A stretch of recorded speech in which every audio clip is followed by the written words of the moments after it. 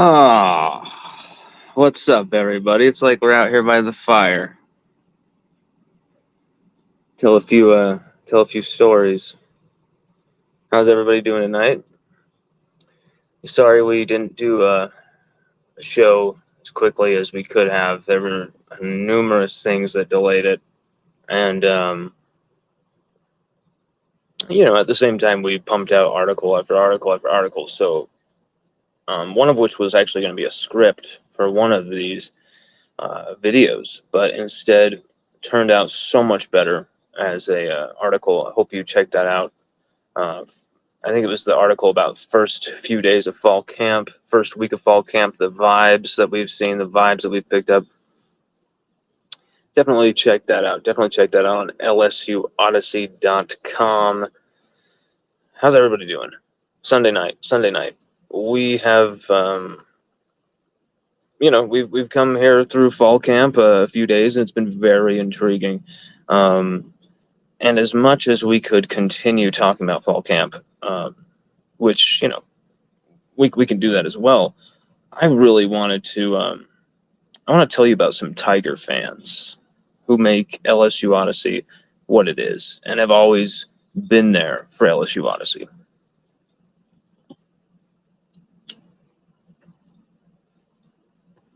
This is how they did it in the old days. Nurse Court. I'm not sure if she was the first.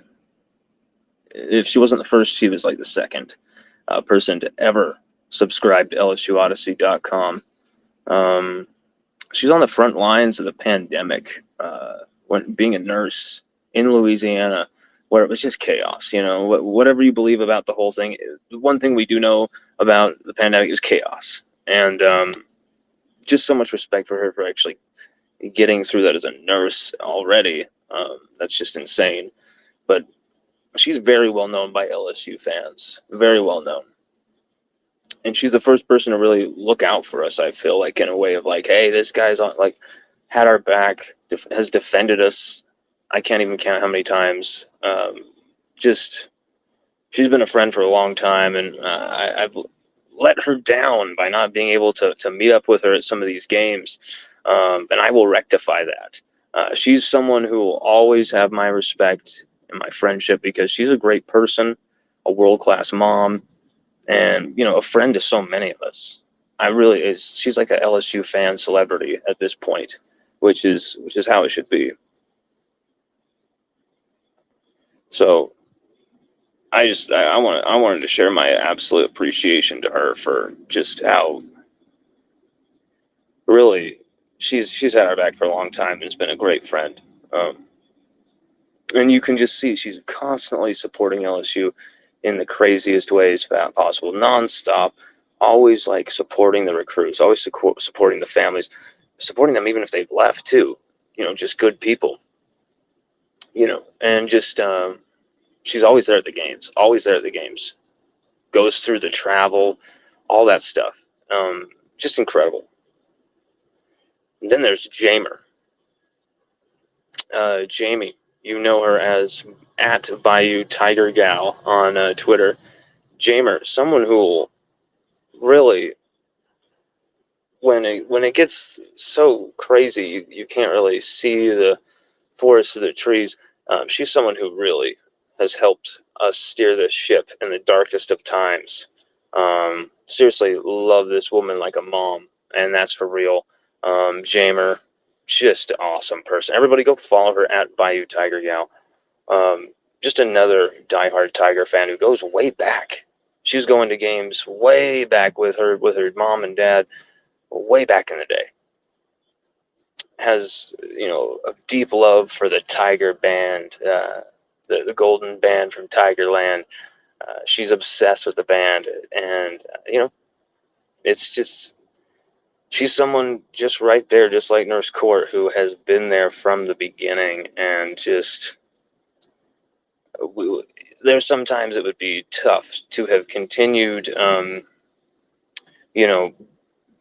balls to the wall without some of these people's continued support, because they're they've been with us from the beginning. It would be very strange to like, whoa, there something were to happen to them, or they quit. We're not gonna even bother with LSU media. We're so sickened by it. We're just gonna be an LSU fan. It would be very strange. It'd be very strange. It'd be almost like alien, to not have some of these people be LSU fans, like LSU Dan, people like that. Like it'd be very strange. Like it's a very specific LSU vibe. And I want to tell you also about Josh Guillory. Josh Guillory, my second favorite firefighter behind my grandpa, R.I.P. Thomas Ray, who was an Ogden firefighter for a long time. Josh, my man Josh Guillory, a lot of you guys know him, E11 Josh on Twitter. He's a firefighter in Lafayette, and he's not only someone I trust and look up to, he's someone the great state of Louisiana should be proud of. Should be proud of that he represents the state every day.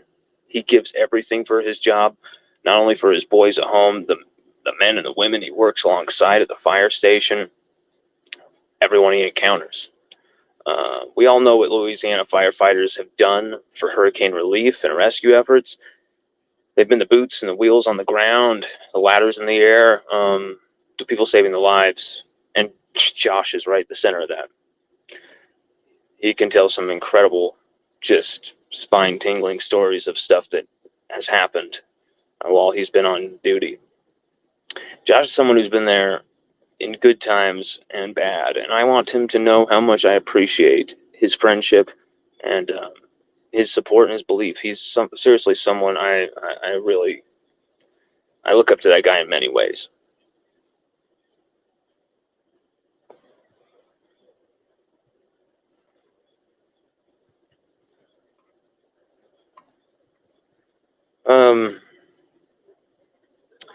My son turned 2 on Friday.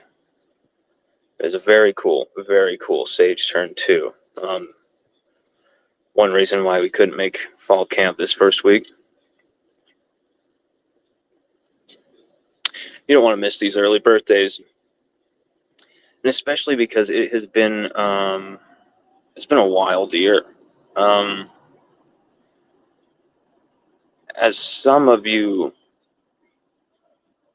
may know, I think only a few probably will know this, but Sage went through a really tough emergency right after, literally the day after my birthday, and it was crazy. It was bad. He nearly lost his life, and very it was very close margins. And that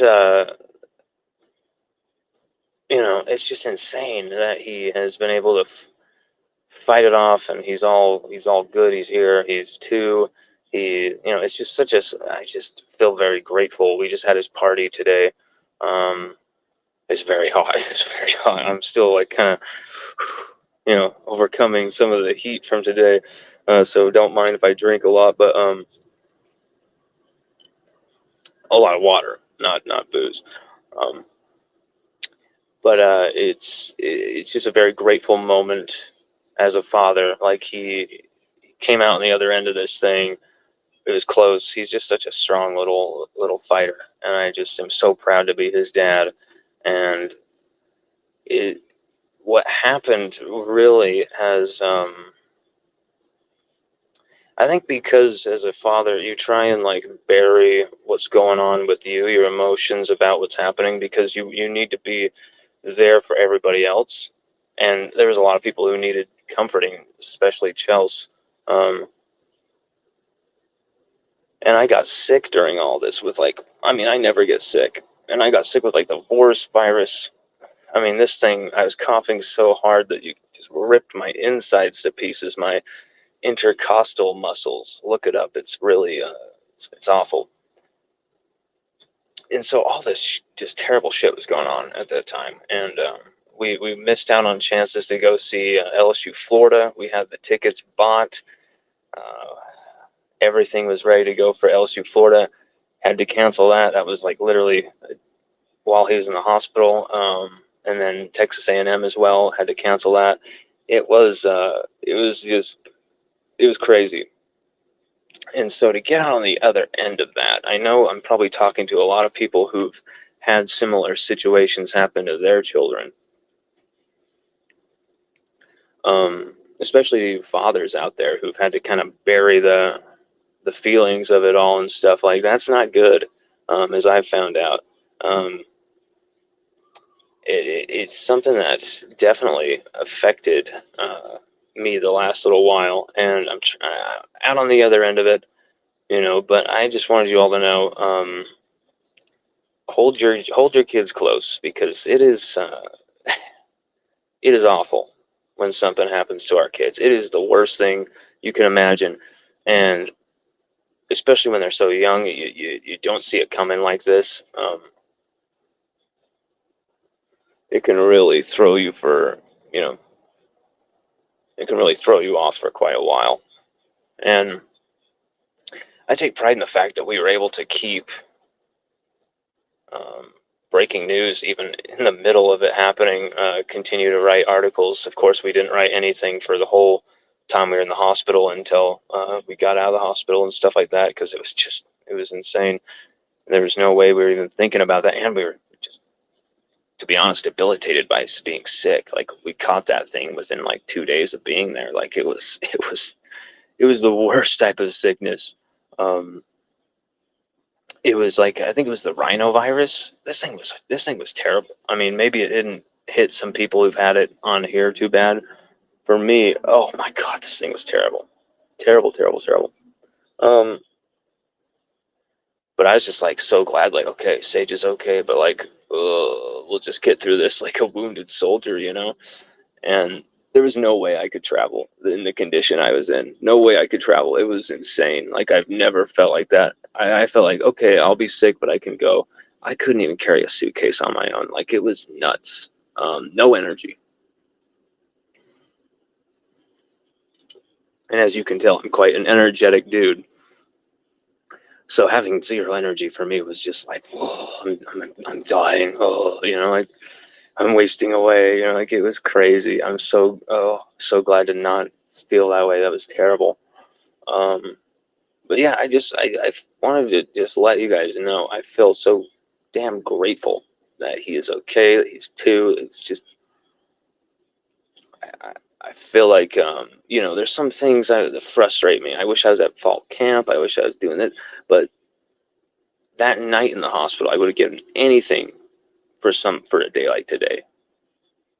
Sage is turning 2. We're past all that insanity. It's all good now from here. Like, and it's here. I'm so grateful for that, because things could have gone a very different direction, and I'm very aware of that. And I've kind of, I'm just like counting whatever blessings we've got, and move forward. And that's the thing, is I cannot wait to get down to Louisiana. I cannot wait to get to Tiger Stadium for 100 years. I cannot, we're approved for credentials for Las Vegas. Or sorry, no, we've applied for the credentials for Las Vegas. We'll see if we get approved for them. I have a stinking suspicion we should. A stinking suspicion. I think it was sneaking suspicion. Sneaky suspicion. Well, I guess that'll work. So there's so much to look forward to this season. 100 years of Tiger Stadium. It's going to be unbelievable. And you've seen with fall camp, you've seen there be just an intent, an exacting intensity, a killer instinct about this group, about this squad. That's like, it's just different from last year. I know we had some individual greatness last year. We had some actual, like, true proven dogs, and Jaden, of course, Malik, Brian Thomas, Charles Turner, the center, some of the guys who've left.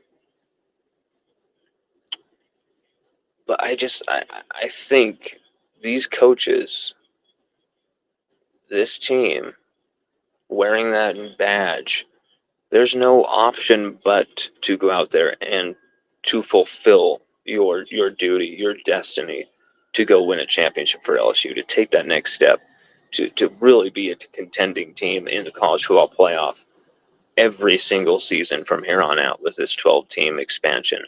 LSU belongs there. They should be there. They should qualify every single season from here on out. And here's the thing. I know people look at the defense, they look at this thing, and they say, oh, LSU don't have the players, but bullshit. You look at that roster, and if you followed recruiting even just a little bit, you know that LSU is like our fourth string, fifth string guys in certain positions are former 5-stars. That Alabama, Nick Saban wanted, that this guy, like Georgia wanted, Kirby Smart, like LSU are deep. The question is putting the puzzle together, finding the right combination of guys to play, and finding the chemistry. The secondary is a position I'm worried about with that. I think we can pull that off. I think Raymond will find the right pieces and the right balance, but it might take a game. Sometimes this stuff has to, be figured out through a game, a game environment, see how guys react in the heat of battle.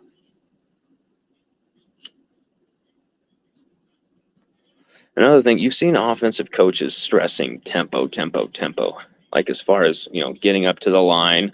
I've heard a lot of people saying it's going to be an up-tempo offense. Like, it's probably going to be. It's probably going to be a lot of time. But I think they're also going to go under center and get in a huddle a few times as well and kind of shorten the games for their defense. Getting up to the line quickly, that's a discipline you always see at fall camp.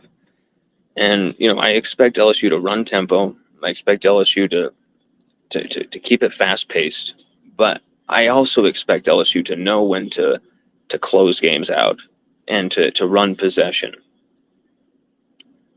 I don't think there'll be some gut-busting, nonstop 2019 endless, NASCAR on meth offense.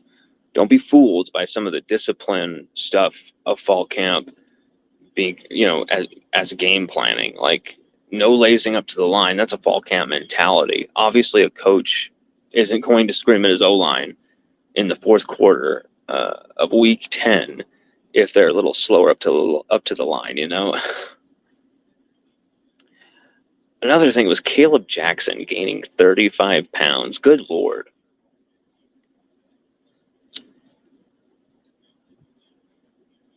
And he doesn't look slower. I mean, we'll see in the games or in the scrimmages if that wild burst he has been tempered a little. But from what I'm seeing, he's looking damn good. And he now has that extra power, but 35 pounds, I mean, that's an intense, and like that's a weight game with a lot of intent as well from Frank Wilson. Like, we need you to be this kind of back. We need you to be able to carry the load. They don't want Caleb going down in any way, shape, or form. There's really some really good strides from our young DBs. Stamps, Woodland, Jordan Allen, Kylan Jackson, and then in the star position, you're seeing Juwan Johnson kicking some ass at the star position. He could be very promising, flying off the edge. He was already transitioning, into safety. But now in Blake Baker's system, he's at that star position, and it's tantalizing what he could do from that spot. The kind of turnovers he could create and the kind of plays he could make. Prince Malbrew, edge rusher Prince Malbrew, I think he could be building to something here as a kind of hybrid edge outside linebacker. He had a strong spring and a good end of the season in 2023 a nice spring as well. He had a sack. He's looking more trusted by the defensive staff as well.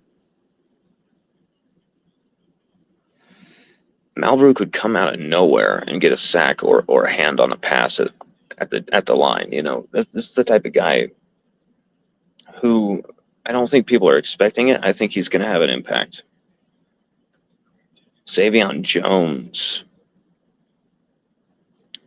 I think it's about finding the right position for him and the right setup.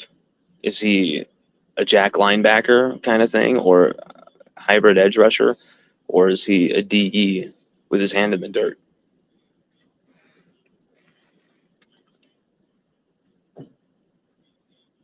You know, we've seen him do both. We've seen him practice both. Right now, it seems like he's more with the edge rushers, but you could use him in both capacities. Same thing with Parashand. We've seen him play pretty interior techniques while also being used in an edge capacity. But that's spots for Braden Swinson. That's spots for Deshaun Womack, Prince Malbrook, as we listed. So I think our defensive line needs the beef and the girth, the intensity on the inside as a athletic force from Savion Jones, from Parashand. So don't be surprised to see them kicked a little bit more inside if they need, DTs need the help. Jacoby and Guillory getting overrun. Geaux Paez. I don't think they will.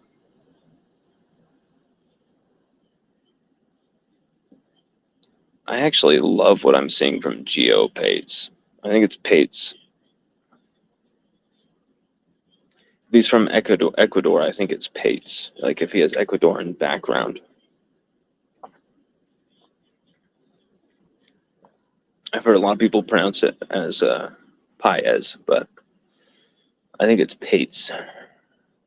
Because there's a player, Kendry Paez, and it's spelled the same way, P-A-E-Z, who played for an Ecuadorian side, and everyone was calling him Paez, like people who would pronounce it right, soccer announcers. So I was like, oh, it's the same name as Geaux Paez, but I guess it's Geaux Paez. Either way, I think Geaux is going to have some really strong impacts through the interior. I think that's the type of player he's going to be. He was used out of position at Wisconsin. We need him to have an awesome season through the interior, and I think we're going to get that. I think he is going to deliver. And here's the thing, guys. If a guy doesn't deliver, they're going to be out of the game. We have such a rotation possibility and capability in some of these spots. If Greg Penn III isn't keeping up, what Weeks is coming in for him. You know what I'm saying? Like Kylan Jackson, for one of the safeties. There's young guys all over the field who are all over this roster who are just itching to take someone's job. And that's what you want to see at fall camp. And I think that's what we're getting. And I think from what I've seen with this footage, LSU are really hell-bent for leather in this fall camp, making it fast and furious.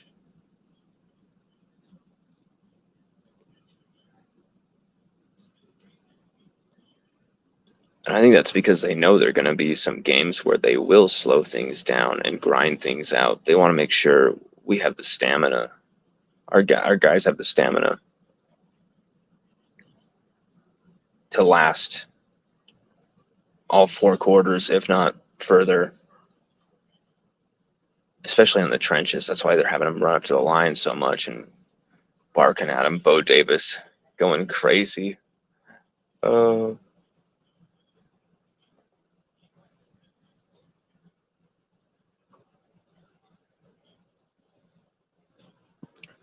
Got some comments here.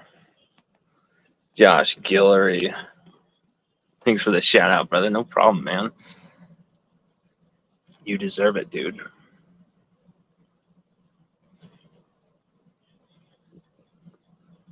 There's a lot of people out there who know every single word I said about you is true.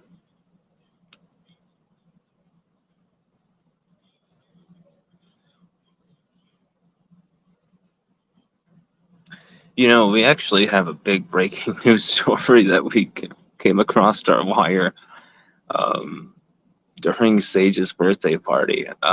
My phone was just going off, going off, going off, going off, going off, and I could feel it in my pocket. I'm like, I just thought it was rattling around, you know. I didn't think it was going off. I just thought this thing's rattling around. Like, let's get this, move this to a better pocket.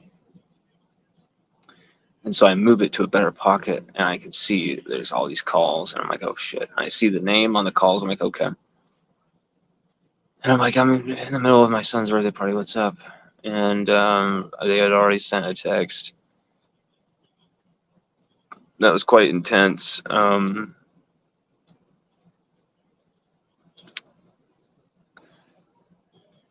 It's not news I want to break, but it's news I think we have to break. We're going to do everything the right way here, though, and we're going to contact the people we need to contact to make sure that we can do that. Because I don't want to lose my credentials close to the season. I just can't. I can't afford to do that. That would be terrible. But we're not going to, cover up news, cover up information and stories to keep our credentials. We're never going to do that. We're never going to hide the truth from our fans, from LSU's diehard fan base. You know, our fans are the most rabid in the country. Our fans love LSU with everything. I mean, I know it because I'm a fan as well. Like, that's why we do this, is because we're a fan. And there's sometimes that it's like, okay, this isn't really something the fans need to know, because this is, someone's really hurting here. This is something that is a situation that, I wish we didn't know about, but we do. But we'll just keep that under wraps. We feel that's absolutely a duty to do that with some things. And I feel some people maybe thought I was a tease, maybe thought I was a dick over the years. But I think you've seen enough information from us that has been confirmed throughout the years, to know that if we're going to put something out, it's going to be, we've made enough mistakes to kind of know what to do at this point, I think. Not completely screw it up. Choke says, what's up, Lon? How you doing, Choke? That has been a while since I have seen that name. Choke. What is up?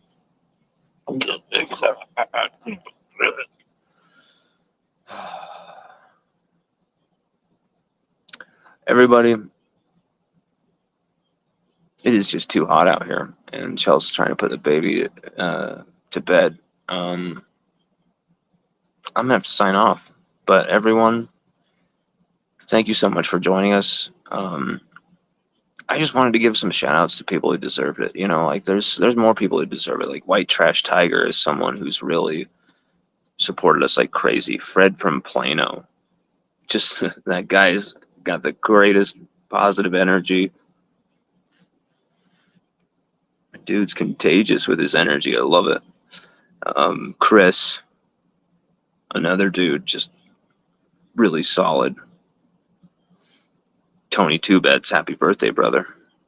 It's Tony Two Beds' birthday. He's a Baton Rouge institution and has been someone who's been on our corner for quite some time as well.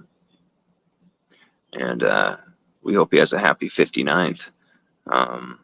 LSU Dan, so glad he is back in the saddle. Back in the saddle. On Twitter.